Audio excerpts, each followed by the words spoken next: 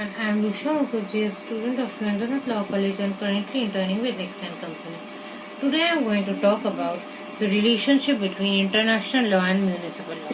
International law is the name of the rules considered legally binding by civilized states in their relations with one another, while the municipal law is the internal domestic law that is applicable to a state regulating its internal matters, governing individuals and their conduct within a state.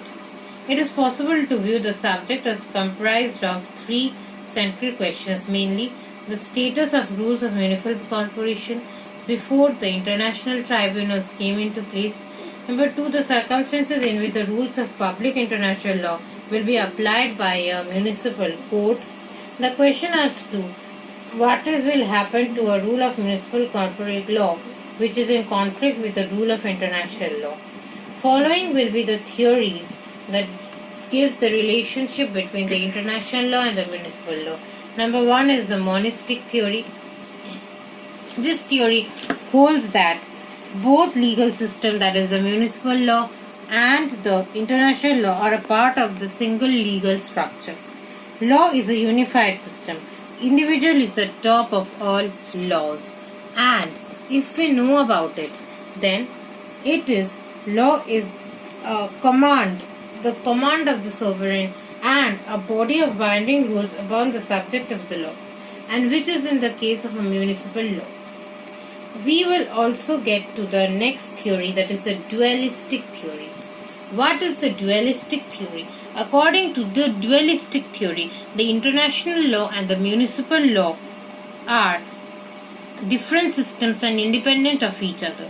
They do not get the authority or the validity from the other, and the body of legal norms of the two systems emerges in part from different sources, and the area and method of their operation is also different, and so also the force behind them.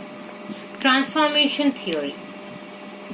The components of this theory contend that for the application of international law in the field of municipal law, the rules of international law have to undergo transformation, without which they cannot be applied in the field of municipal law.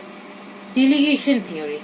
This theory has been put forward by jurists who believe in the monistic theory and who criticize the above mentioned theory.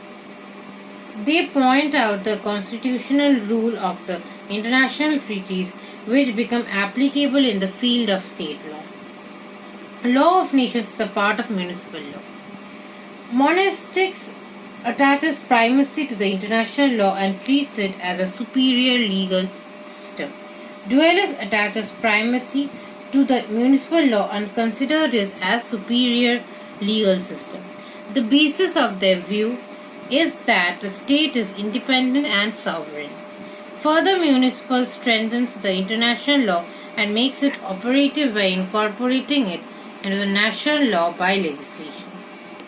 Illustrations in proof of the common law doctrine. Number one is the West Rand Gold Mining Corporation versus the King. It was held in this case that whatever has been received by the common consent of the civilized nations must have received the assent of our country, and that which we have assented along with the other nations in general may be properly called the international law.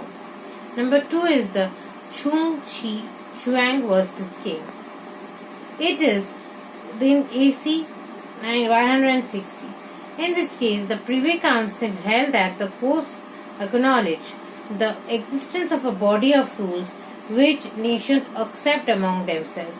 On any judicial issue, they seek to ascertain what the relevant rule is, and having found it, they treat it as incorporated into the doctrine law. Now, if we come about the next case from the Francona, that is the R versus Kiel, and it was a German case vessel. It was a German vessel, Franconia, while passing through the British maritime belt within 3 miles of the Dover, negligently ran into the British vessel. and sank a passenger on board. The commander of the Francona was indicated the Central Criminal Court and was found guilty of manslaughter.